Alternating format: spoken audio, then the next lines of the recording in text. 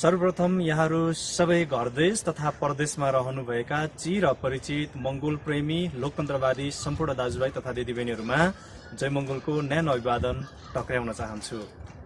म रिन्छेन दोर्जे तामाङ हाल काठमाडौँ नेपालबाट यहाँहरूको माझमा यो भिडियो मार्फत सार्वजनिक भइरहेको छु। डाक्टर गोपाल गुरुङद्वारा लिखित अस्तित्वको खोज मंगोलको र एमएनमा डक्टरेट पीएचडी नामक पुस्तक यहाँहरूको बीचमा अडियो मार्फत सार्वजनिक गर्दै आइरहेको थिएँ। आज पुनः पुस्तकको 5औं अडियो भाग पुस्तकको 20औं पेजको अन्तिम हरफबाट सुरुवात गर्ने अनुमति चाहन्छु। बाहुन छेत्रीको लहै लहैमा लागेर भागेर आउने अथवा म्यानमार, बर्मेली, भोटाङे र असमका मूलवासीमाथि जाइलागेको खण्डमा त जिसका लाठी उसका भैँसीको कुरा जहाँ पनि हुन्छ र भोलि नेपालमा नै पनि मूलवासी मंगोल जस्तै देखिने तथाकथित जनजातिहरू तिनीहरूका मालिकको पवनपुत्र बनी मूलवासी मंगोलमाथि जाइलाग्छन् भने कसले छाड्छन् र होइन? नेपालमा कंग्रेस नामधारी मंगोल र कम्युनिस्ट मंगोल पञ्चे मंगोल काटाकाट मारामार गर्दैनन् र? तर मेरो चाहना कुनै एक पार्टीको मंगोलले अर्को पार्टीको मंगोललाई चिन्दा मूलवासी मंगोलको नाताले चिनुन् र मंगोल एक हौं भन्ने भावना जागोस् भन्ने हो। तर यो मुखमा होइन व्यवहारमा हुनुपर्छ। जसरी कंग्रेस, कम्युनिस्ट, पञ्चे, बाहुन छेत्री शक्तिको निम्ति झगडे तापनि यिनीहरू धर्म, वंशज, मन्त्र इत्यादि सामूहिक स्वार्थमा एक भएर हामी अहिन्दू मूलवासीलाई मास्न जुट्छन्। यो हो उनीहरूको खुबी।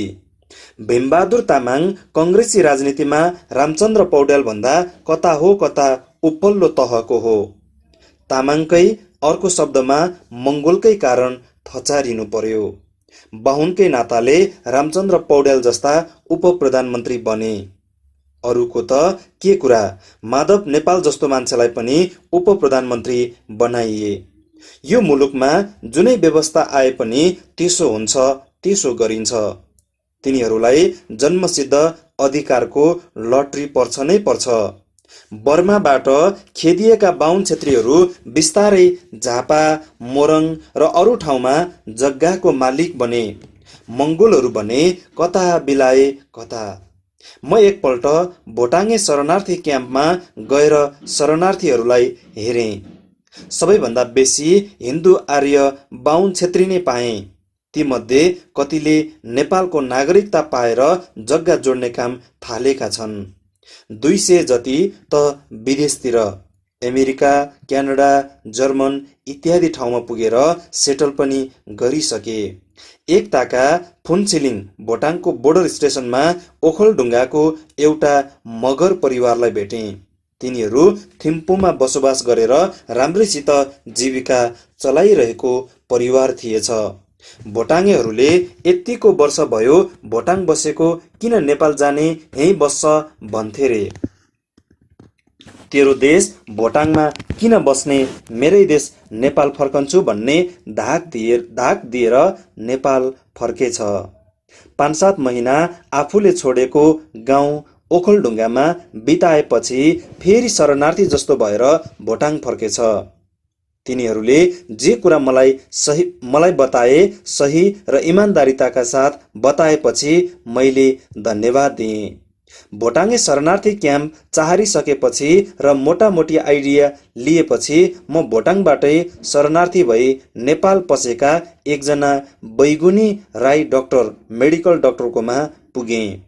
ऊ मेरो सोचाइमा यसकारण बैगुनी कि उसले भोटाङको खर्चमा बङ्गलादेशको ढाकामा गएर मेडिकल डाक्टर बन्न सक्यो। हिन्दू आर्य बाहुन छेत्रीको लहै लहैमा र भड्काउमा लागेर भोटाङलाई लात लगाई भोटे राजालाई सराप्दै र गाली गर्दै नेपाल पस्यो। उसले के पायो? मैले उसलाई नेपालमा शरणार्थी भएर आउनुको कारण सोधेँ। जवाफमा मलाई भोटाङमा भोटे राजा र भोटेहरूले हाम्रो राष्ट्रिय पोसाक दौरा सुरुवाल लगाउन दिएन भन्यो।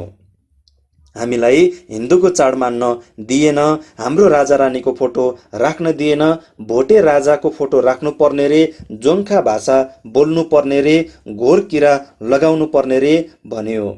मैले उसलाई भने, डाक्टर साहब, नेपालमा त बाहुन छेत्रीले यहाँका सबै मूलवासी मङ्गोललाई भोटे भन्छन् नि, किनभने हामी सबै मङ्गोलको भाषा टिबेटो बर्मन भाषा हो।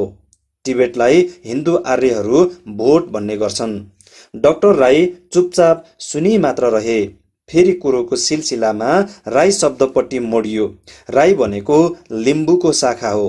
यो राई पद हो।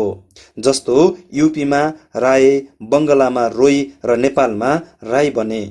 अब त भारतमा पनि राई नै भन्न र लेख्न थाले। नेपालको राजनैतिक सत्ता साम्राज्यवादी हिन्दू आर्यको हातमा पर्नु अघि यहाँका राई, लिम्बू सबै बुद्धिस्ट थिए, गोरु खान्थे। नेपालमा तमु गुरुङहरूलाई गोरुको मासु खानुबाट वञ्चित गराई राँगाको मासु खान लगाउने गिरवाण युद्ध हो र लामा हटाई बाहुनको खुट्टा ढोग्न लगाउने चाहिँ राजेन्द्र विक्रम शाह हो। दौरा सुरुवाल नेपालकै निम्ति पनि अराष्ट्रिय पोसाक हो। यो पोसाक साम्राज्यवादी र शरणार्थी भएर नेपाल भित्रेका हिन्दू आर्यहरूले नेपाल भित्र्याएको राजस्थानी पोसाक हो। तपाईहरूको नीति भोटाङको निम्ति साम्राज्यवादी नीति हो। यसले दूरगामी परिणाम साम्राज्यवादी नीतिकै गर्छ, जस्तो सिक्किममा नेपालीहरूले गरेका छन्। यो भोटाङको निम्ति अराष्ट्रिय नीति हो। भोटे राजा साम्राज्यवादी होइन। तपाईको शब्दमा तपाईले भन्नुभएको राष्ट्रिय भाषा खस भाषा हिन्दी भाषाबाट खसेको हो र बाहुनभन्दा एक तह तलको खस हिन्दूले बोल्ने खस भाषा संस्कृतकै चिङ्ना भाषा हो। हिन्दीलाई नै पनि पहिला खडी बोली, अर्को शब्दमा बिग्रेको बोली भाषा भन्ने गरिन्थ्यो। खस भाषा हिन्दीको आएगा, गएगा, खाएगा, पिएगाबाटै टेडिएर आयो, गयो, खायो, पियो बनेको भाषा हो र भारतको संविधानको 8औं अनुसूचीमा यसलाई भारतीय आर्यन भाषा इन्डो आर्यन ल्याङ्ग्वेज भनेर स्थान दिइएको छ। यो भाषा कसरी तपाईको राष्ट्रिय भाषा भयो? गहिरिएर हेर्ने हो भने यो खस भाषा अहिन्दू मूलवासी मङ्गोल, राई, लिम्बू, तमु, गुरुङ, मगर, तामाङ, नेवार सबै भाषाको हत्यारा भाषा हो र नेपालकै सन्दर्भमा पनि अराष्ट्रिय भाषा हो। भानुभक्तको खस भाषामा उल्था गरिएको रामायणले हामी मूलवासीको मातृभाषाहरूको हत्या गर्ने काम गरेकोले नै भानुभक्तलाई आदिकवि भनेर यतिको ठुलो महत्त्व दिने काम भएको छ। भानुभक्तको रामायण हाम्रो भाषाको हत्यारा हो। नेपालमा खस भाषाले राष्ट्रिय स्तरको स्थान पाउँछ भने हिन्दी र अङ्ग्रेजीले किन नपाउने? हिन्दी र अङ्ग्रेजीको स्थान त ज्यादै व्यापक छ। त्यस भाषामा लेखिएको कथा, कविता इत्यादिले अन्तर्राष्ट्रिय क्षेत्रमा नै स्थान पाउन सक्छ। डाक्टर साहब, यसकारण तपाईँ हिन्दू आर्यको पिछलगु हुनुहुन्छ। नेपालमा हामी प्रतिको षड्यन्त्र बुझ्नु त्यति सजिलो छैन र यसको निम्ति गहिरिनुपर्छ। भोटाङ राष्ट्रको निम्ति तपाईको भावना नै अराष्ट्रिय हो। नेपालमा भएको भए तपाईँ राईले सायदै सरकारी खर्चमा डाक्टर पढ्नु पाउनु हुन्न थियो। त्यस्तै भोटाङ प्रतिको बैगुनी मध्येकै अर्को एकजना नेवारको कुरा सुनेको छु। ऊ भोटाङे राजाको यस्तै के हो सचिव वा सल्लाहकार। उसले भोटाङमा अर्जेको सम्पत्तिले धरानमा घर बनाए, सम्पत्ति थुपारे, तर ऊ भोटाङे राजालाई नै सराप्ने काम गर्छ। यति कुराकानी भएपछि म जयमङ्गलको स्यालुट ठोकेर बिदा भएँ। मैले माथि लेखेको छु, विश्वमा अरू मुलुकका मङ्गोलहरूको योग्यता तिखारिएर गएको छ भने नेपालमा टुसाउन नपाउँदै यहाँका साम्राज्यवादी हिन्दू आर्यहरूको शक्ति शासनले निर्ममतापूर्वक निमोठी दिन्छ। मलाई यहाँ एउटी दार्जिलिङे लिम्बुनी मङ्गोल युवतीको योग्यताप्रति जानकारी दिनु र बधाई व्यक्त गर्नु मन लाग्यो। ती युवतीको नाम आदिति सुब्बा हो। उसको हात अङ्ग्रेजी लेखाइमा अभ्यस्त रहेछ र मथिङ्गल अङ्ग्रेजी सोचाइमा। गत वर्षको अगस्त महिनाको 20 तारिक अमेरिकामा संसारभरिको कविता लेखन प्रतियोगिताको आयोजना भएको थियो। त्यो उत्सवमा संसारभरिको 17 लाख मानिसले भाग लिएका थिए। त्यसै मध्येकी थिइन् आदिति सुब्बा पनि। यो कविता उत्सव वासिङटन डिसीको होटल ओमनी सोर्चेनमा आयोजित थियो। आदिति सुब्बाको कविताको शीर्षक थियो आँखा आँखा माझ, बिट्विन आइज एन्ड आइज। उनले आफ्नो कविता पढ्न थालेपछि भिड स्तब्ध भयो, मन्त्रमुग्ध भयो। ऊ विश्वकै कविता प्रतियोगिताको सर्वोच्च 10 स्थानमध्ये टप 10 मा छानिन पुगिन्। उनका बाबु पुलिसमा डिएसपी छन् र नेपालको मूलवासी मङ्गोलले त्यहाँ पाउने पुलिस विभागको उच्चतम पद हो। आदितिले खस भाषा लेखेर कवियत्री हुन चाहेकी भए ऊ भारभुरे बाहुन छेत्रीको दयामा कसरनु पर्थ्यो। नेपालको मूलवासी मङ्गोलको गर्वमा विगत र वर्तमानमा अनेकन आदिति सुब्बा जस्ता कवि कवियत्री लेखक लेखिका छन्। तर नेपाल वर्णभेदी रेसियल डिस्क्रिमिनेसन साम्राज्यवादी हिन्दू आर्यहरूको हातमा जकडिएको राजतन्त्र मुलुक भएर नै हाम्रो योग्यताहरू गर्वमा नै कच्रिन्छ तुहिन्छ। यसोसले हाम्रो योग्यता भएकाहरूले अङ्ग्रेजी वा हिन्दीमा नै कलम तिखार्ने अभ्यास गरी सफलता पाएको खण्डमा पद, पैसा, इज्जत सबै थोक जुट्न सक्छ। बोक्रे भावनामा बगे निरासिनु चाउरिनु सिवाय केही हुने छैन। मलाई मेरै आफ्नो अनुभव पनि छ। जब मेरो पुस्तक नेपाली राजनीतिमा अदेखा सच्चाइको अङ्ग्रेजी रूपान्तरण hidden facts in Nepalese politics प्रकाशित भयो, विश्वको विभिन्न मुलुकबाट चिठीहरू आए, बधाई आए, पुस्तक मगाए। त्यही पढेर भारतका विभिन्न भेगमा बोल्ने निम्तो पाएँ। अमेरिका र बेलायतमा बोल्ने निम्तो पाएँ। काठमाडौँमा नै विदेशीहरू मात्रको भेलामा बोल्नको निम्ति निम्ताए। अङ्ग्रेजीमा लेखिएका चिठीहरू भारतबाट 2 दर्जनभन्दा बेसी अङ्ग्रेजी समाचार पत्रहरूले छापे, अझ छापिन्छन्। कोलकाताको टेलिग्राफ अङ्ग्रेजी दैनिकले अन्तर्वार्ता लियो। जर्मन, इन्डोनेसिया, कोरियाबाट अङ्ग्रेजीमा लेख निस्क्यो। तर नेपालमा दबाइन्छ र एउटै पनि छाप्दैन। मैले माथि नेपालका पश्चिम भेगका गुरुङ तमु र मगरहरूले हिजो हामी शासक थियौँ र अझ 15-20 वर्ष फेरि शासक बन्न सक्छौँ भन्ने सोचाइ सोच्न सक्दैन भनेर लेखेको छु। यो घरभित्रको सानो प्वालबाट बाहिर चियाउने आँखी झ्याल जस्तै हो। यहाँ म गुरुङ तमुहरूको अलि थप वैगुण केलाउँछु। गुरुङहरूमा एउटा उखान छ, गुरुङ सेनीहरूले लोग्नेलाई त बाँदरलाई तिमी भन्छ रे। एउटा गुरुङ ठाडो उकालोमा नुनको भारी बोकेर गइरहेको बेला एकजना बटुवाले सोधेछ, ए दाइ तिमीले के को भारी बोकेर ल्यायौ?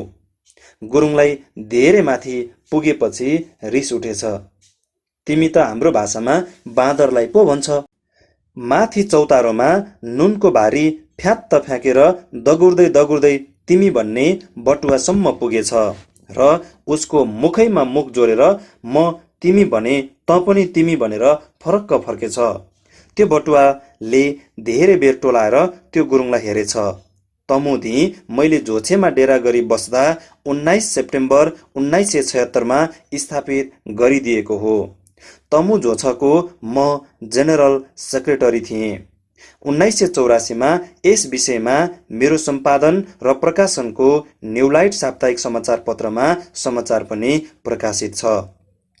पञ्चायतकालमा नै मैले देशभरको गुरुङ तमुहरूको सामाजिक धार्मिक संस्थाहरूलाई एउटै तमु झोछदीमा आबद्ध गर्ने प्रयास गरेँ। पोखरा पुगेर कतिपय गुरुङलाई भेला गरी यसको महत्त्वप्रति आफ्नो विचार व्यक्त पनि गरेँ। तर भएन।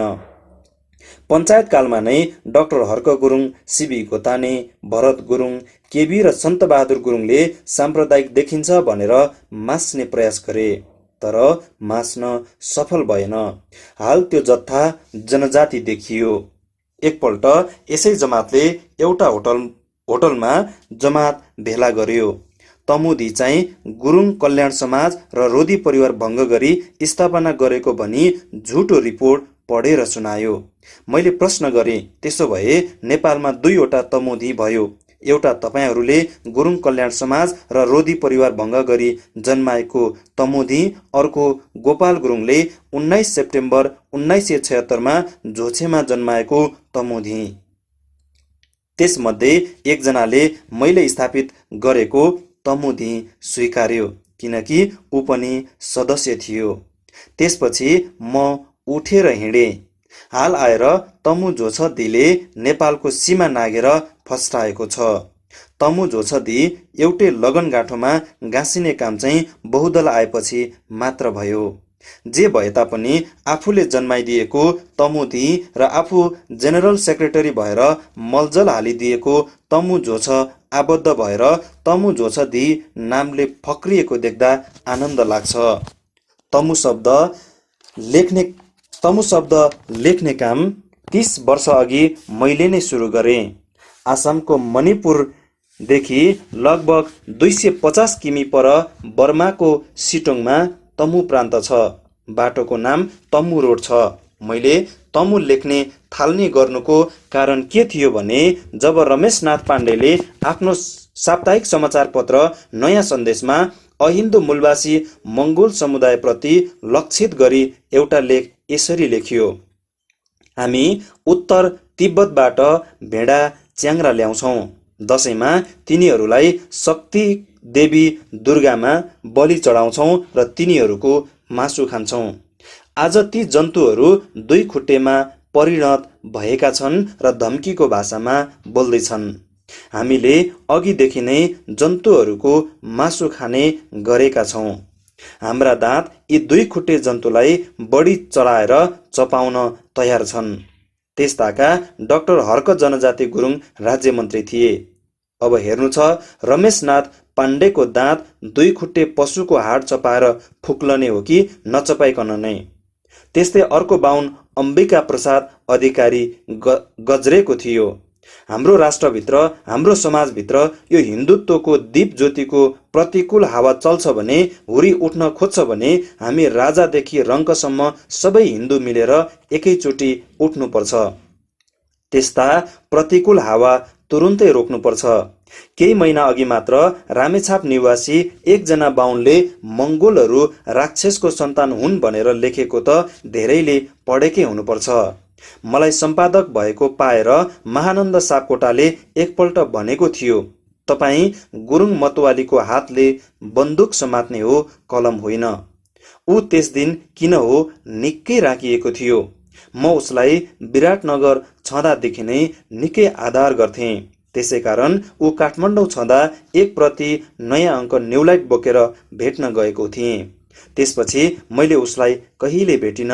ऊ प्रति घृणा जाग्यो। त्यस दिन मलाई हामी समस्त मङ्गोल प्रति नेपालका समस्त बाहुन बोले जस्तो लाग्यो। मैले आफूलाई ठेट नेपाली सम्झेर अनेकन भुक्तमान सहेर नेपालको सेवामा लगाएको थिएँ। तर यस्ता अनेकन अपमानित शब्दहरू र अरू विभिन्न ठक्करहरूले मलाई नौलो र कल्पना नै नगरेको पाठ सिकायो। मैले कलम नै समात्ने निधो गरेँ। आफ्नो अस्तित्वको र बचाइको खोजमा लम्केँ। मङ्गोल मुक्तिको आवाज घन्काएँ। पञ्चायतकालमा राष्ट्रिय पञ्चायतका सदस्य दाङका देवबहादुर केसीले हाउसमा ममाथि कारबाही गर्ने प्रस्ताव ल्याए, किनभने मैले आफ्नो सम्पादकीयमा मेरै सम्पादनमा प्रकाशित हुने न्युलाइट साप्ताहिकमा धर्मनिरपेक्षको माग गर्दै हिन्दू संविधानको विरोध गरेँ। पूर्णप्रसाद बाहुन प्रेसमा आक्रमण गर्न पुगे। नभेट्दा न्युरोडमा मेरो विरोधमा भाषण छाटे। सायद ऊ त्यस्ताका राजसभाका सदस्य थिए।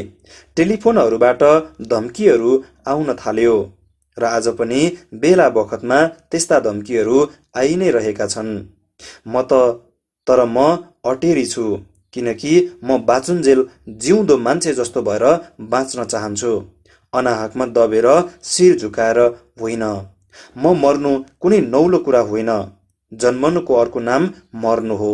नेपालमा मतवालीको अपमानित शब्दबाट मूलवासी मङ्गोल भनेर सही पहिचान गराउनु 400 वर्ष पुरानो साम्राज्यवादी शक्तिलाई चुनौती दिएर मूलवासी मङ्गोलको अस्तित्वको खोजको निम्ति दास्ताबाट मुक्तिको आवाज उठाउनुको निम्ति कुम्भकर्ण झैँ निदाएको समाजलाई बेउजाउनको निम्ति अन्धो, बहिरो र कुँजे बनाएको समाजलाई हेर्न सक्ने, देख्न सक्ने, सुन्न सक्ने, हिँड्न सक्ने, आफ्नो अधिकारको निम्ति डट्न, लड्न र भिड्न सक्ने बनाउनको निम्ति म लम्किएको छु। म अघि मात्र हेर्छु, म बग्दो पानी भएर बग्छु। मैले गुरुङहरूको विषयमा लेख्न थाल्दा नै यतिको कुरा गर्न कलम अर्कोतिर रङ्गालिएछ। पश्चिमेली गुरुङहरूको भनाइमा पूर्वेली गुरुङहरू गुरुङ होइनन्, किनकि गुरुङ भाषा बोल्न जान्दैनन्। कतिपय गुरुङहरूको सोचाइमा म राई हो कि लिम्बू हो, किनकि म गुरुङ भाषा जान्दिन र मैले राई लिम्बूको मात्र भलाइ सोचे रे। पहिलो कुरा त हिन्दूकरण भइसकेकोले धेरै टाढा पूर्वी भेग देख्ने हुत्ती नै नभएको पश्चिमेली गुरुङहरूको उसमा गुरुङको भावना छ कि छैन? दाज्न सक्ने हुत्ती नै छैन। मनाङ्गे गुरुङ ठेट गुरुङ हो, जसले सबै कुरा सुरक्षित राखेका छन्, जसले जनै हाल्ने र टुप्पी राख्ने काम गर्दैनन्। जुन अरू भेगका प्राय नै गुरुङहरूले बाहुन छेत्रीसँग दच्केर दासस्तालाई शिरोधार्य गरेर डरले गर्ने गर्छन्। तर मनाङ्गे गुरुङलाई अरू भेगका पश्चिमे गुरुङहरू भोटे भनेर घृणा गर्ने गर्छन्, जबकि हिन्दू आर्य अरू गुरुङलाई भोटे भनेर घृणा गर्छ। तर डटेर विरोध गर्ने साहस यिनीहरूमा छैन नै। चुसम्म गर्ने हुत्ती छैन। भाषा बोल्नु भन्ने कुरा गुरुङ गाउँमा बसोबास गर्ने बाहुन छेत्री त के कामी दमाई सार्कीले पनि बोल्न सक्छन्। भाषा बोल्दैमा कामी दमाई सार्की बाहुन छेत्री गुरुङ भए त? त्यसो हो भने नेपालमा खस बाहेक अरू कोही पनि छैन, किनकि खस भाषा बोल्न नजान्ने नेपालमा कोही पनि छैन। पश्चिमेली गुरुङमा कुनै साह्रै घिनलाग्दो दुर्गुणहरू छन्, जसले गर्दा तिनीहरू उठेर लम्कने कुरा सोच्नु सक्दैनन्। ती मुख्य रूपमा रहेका दुर्गुणहरू हुन् 4 जात र 16 जातको बाहुन छेत्रीले शक्ति विभाजनको निम्ति हालिदिएको कुभावना, जबकि मूलवासी गुरुङहरू हिन्दूको जात जाति नै होइनन्। हिन्दू समाजमा कुकुरभन्दा तल्लो श्रेणीको जाति जनजाति बाहेक मनाङ्गेहरू भोटे हुन्, गुरुङ होइनन् भन्ने दुष्ट विचार। अस्तित्वको खोजमा एकजना पनि निस्कन नसक्नु, निस्कने जमर्को गर्नेको खुट्टा तान्नु, तमुवानको कुरा उठाएर दरबारको प्यारो बन्नु खोज्नु, राँगा काटेर भोज गर्नु, अर्दुमा जाँड रक्सीमा पैसा खर्चने होड चल्नु, हिन्दू आर्य मालिकको आदेश र निर्देशनको निम्ति परस्परमा टुक्रै टुक्रा हुनु, आफू स्वयं हिन्दूकरण हुनु, बुद्ध धर्मलाई हिन्दूकरण गर्नु, मर्दा क्रिया गर्दा लामा पनि लगाउनु, बाहुन पनि लगाउनु, केस ताछेर सेतो पहिरन पहिरिनु, स्वास्नी मान्छेहरूले सिन्दुर पोते पहिरिनु, नाक छेड्नु, लोग्ने मर्दा सेतो सारी लगाउनु, सिन्दुर पुछ्ने र चुरा फोर्ने गर्नु, तर बुद्धिस्ट हुँ भनेर पनि भन्नु इत्यादि। आफ्नो अस्तित्व र अधिकारको कुरा गर्नु चौपट्टै डराउने तमुहरूलाई पनि वीर भन्ने? तमु छोजदी र तमुहरूका नेतृत्व स्पष्ट दिशाबोध हुन नसकेकाहरूको हातमा छ। यदि मगरहरूले जनजातिको हड्डीको लोभमा नफसेर प्रतिगामी मानसिकता छाडी अस्तित्वको खोजमा लम्क्यो भने, हिन्दुत्वको दासताबाट मुक्ति खोज्यो भने, परम्पराको बुद्ध धर्म अँगालेको खण्डमा मगरहरूले चाँडो मुक्ति पाउने मात्र होइन, प्रगति पथमा तमुलाई उछिन्छ। कुनै मगरहरू मगरको अस्तित्व खोज गर्नतर्फ लाग्ला जस्तो देखिएको छ, तर छ कुहिरोको काग झैँ। संसारमा नै जात जाति शब्द हिन्दूवाद बाहेक अरू धर्ममा छैन। र बुद्धिस्टहरू हिन्दू होइनन्। तर नेपाली समाजमा जतिसुकै पढे लेखेकाहरूले पनि थर, समुदाय, समूह भन्नुको अलावा जात जाति भन्न छाड्दैनन्। यहाँ त ढुङ्गा, मुडा, रक्सी, बोकाको पनि जात हुन्छ। किनकि यो प्रथा काश्यप ऋषि मध्येका सबैभन्दा तल्लो श्रेणीको ऋषिको समुदायमा पर्छ। एउटा कुरा हामीले के भुल्नुहुन्न भने पढे लेखेका छन्, डिग्री झुन्डाएका छन् भन्ने बित्तिकै ऊ बुद्धिजीवी हुन सक्दैन। नत्र भने नेपालमा समाजशास्त्रीहरू र पिएचडी डाक्टर गर्नेको बथान नै छ। तर यस्ता जमातले मूलवासीलाई पनि जनजाति भन्ने मूर्खता गर्ने नै थिएन र कम्युनिजमको परिभाषा घोकाउने फटाहा काम गर्ने नै थिएन। मगर समुदायमा गुरुङ समूह जस्तो परस्परमा घृणाको भावना फैलाएर टुक्रा टुक्रा भएको स्थितिमा छैन। यिनीहरूको तौलमा तमु समुदायमा जस्तो भ्यागुताको तौल देखिँदैन। तर नेतृत्व हिन्दूवादको मुठीमा छ। डर र लोभमा अल्झेर दरबार समर्थकहरूकै हातमा छ, जसबाट मुक्ति हुनु भनेको सर थोमस मोरको युटोपिया हो र पारोस पत्थर जस्तै हो।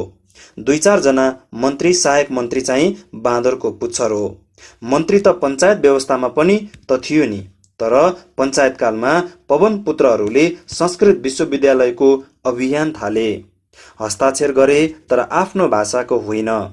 आज पनि आफ्नो मालिक रिजाउन सबै पार्टीका केवल व्यक्तिगत स्वार्थको निम्ति जे पनि भन्छन्, जसो पनि गर्छन्। पूर्वी भेगका राई लिम्बूमा साम्राज्यवादी हिन्दू आर्यहरूले आफ्नो मुलुक खाइदिएर हिन्दुत्वको प्रभुत्वबाट लादेर लिम्बूबाटै शक्ति विभाजनको निम्ति राईको सिर्जना गरेको ऐतिहासिक घटना बिर्सिसकेको भए तापनि आफ्नो मुलुक खाइदिएको आफ्नो भाषा र धर्म हिन्दूहरूले तहस नहस गरिदिएका र साम्राज्यवादी पृथ्वीनारायणसँग लड्दा आफूहरू षड्यन्त्रमा परेका तर पनि लडाईँ चाहिँ नहारेका इतिहास बिर्सिएर पनि बिर्सेका छैनन्। हजारौं हजार राईहरूलाई अरुणमा बगाइदिएको, राईहरू आफ्नो मुलुकबाट खेदिनु परेको 1,500 जति राई जमात, के केटाकेटी के बुढाबुढी सबैलाई पक्री कीर्तिपुरे नेवारहरूको जस्तै नाक कान काटिदिएको सम्झना बिर्सेर पनि बिर्सेका छैनन्। यो इतिहास राईहरूको हृदयमा आलै छ। जसरी लिम्बूहरूको रहल पहल किपट दरबारिया लिम्बूहरूकै सहायताले खाइदिएको आलो सम्झना छ। पञ्चायतकालमा म पत्रकार मात्र छँदा र 2वटा राजद्रोही मुद्दामा राजगद्दी ताक्यो भन्ने र साम्प्रदायिकता फैलायो भन्नेमा जेल पर्न अघि कतिपय राई, लिम्बू, गुरुङ, मगरहरू भेट्न आउँथे। बाघ जस्तै गजरदै मेरै नेतृत्व स्वीकारी पछि लाग्ने वचन दिन्थे। म पत्याउँथे पनि। 1988मा म जेल परेपछि तिनीहरू प्राय नै आउन छाडे। बहुदल आयो, म छुटेँ। मैले देखेँ तिनीहरू सबै दरबार समर्थक कथित जनजातिहरू पो रहेछन्। सबै नै बाघको अनुहारमा बिरालो पो रहेछन्। यी फिरिङ्गीहरू मूलवासी मङ्गोलको थरमा बिक्री भएका रहेछन्। एउटा उखान छ, ध्रुवमा बस्ने भालु त्यतिन्जेलसम्म मात्र ध्रुवीय भालु रहन्छ जतिन्जेल ऊ हिउँमा बस्छ। हिउँबाट तल ओर्लेपछि ऊ कुकुरभन्दा तलको हुन पुग्छ। The polar bear is polar bear so long he lives in the snow. Once he comes down he becomes less than a dog. नेपालका मूलवासी मङ्गोल समुदायको हुँदो पो इज्जत त्यसको इज्जत थियो। हिन्दू समाजको अछुत जनजाति भएको थाहा पाएपछि, अर्थात् जाति अति शूद्र पो रहेछ भन्ने पाएपछि के को इज्जत जनजातिको? आफ्नो माटोबाट नाङ्गो झार पारेर आफ्नो पुर्खा लखेटिनु परेको आलो इतिहास बिर्सेका छैनन् मूलवासी राई लिम्बूहरूले। यसको साक्षी 1950-51 को क्रान्ति पनि हो। शताब्दीयौंको राजनैतिक, आर्थिक, धार्मिक, भाषिक, सांस्कृतिक शोषणले र हिन्दूवादले यी मूलवासी राई लिम्बूहरूलाई कन्ज्याउन सकेको छैन। सिक्किममा 12 क्लाससम्म लिम्बू भाषामा पढाइ हुन सक्छ र लिम्बू भाषामा पत्र पत्रिका निकाल्न सक्ने हुनु अर्को गर्विलो उदाहरण हो। लिम्बूहरू बर्मामा पुग्दा पनि लिम्बू नै छन्। आसाममा पुगेर आरा काट्नु परे तापनि र कोइला खानीमा कोइला झिक्नु परे पनि लिम्बू लिम्बू नै छन्। हिरा हजारौं वर्ष कोइला खानीमा थिचिएर बसे पनि निस्कँदा हिरा नै भएर निस्कन्छ। त्यो कहिले कालो हुँदैन, अपितु बैरागी काइला तिलविक्रम नेम्बाङ, पद्मसुन्दर लावती, डाक्टर चैतन्य सुब्बा, डाक्टर नोबल किशोर राई जस्ता बन्जरा जिप्सीहरू जस्ता चाहिँ पर्दैनन्। धार्मिक क्षेत्रमा चाहिँ नेपालमा तामाङ, मुर्मी, शेर्पामा सबै बुद्ध मार्गीहरूले सिको गर्नु सक्नुपर्ने गुण छ। त्यो हो लुङदर उभ्याउने गुण र लामा चलाउने संस्कार। डाक्टर गोपाल गुरुङद्वारा लिखित अस्तित्वको खोज मङ्गोलको र एमएनओमा डक्टरेट पिएचडी नामक पुस्तकको 5औं अडियो भाग यही अन्त्य गर्न चाहन्छु। मङ्गोल भिजन राष्ट्रिय साप्ताहिक पत्रिकाको अनलाइन वेबसाइट www.mongolvision.com र यसको युट्युब च्यानल मङ्गोल भिजन टेलिभिजन मार्फत सार्वजनिक गर्दै आइरहेको अडियो भोलि पुनः 6औं भाग स्वरूप पुस्तकको 25औं पेजको अन्तिम हरफबाट सुरुवात गर्ने बाचासहित यहाँहरूको सल्लाह, सुझाव र प्रतिक्रियाको अपेक्षासहित आजको निमित्त ओझेल पर्न चाहन्छु।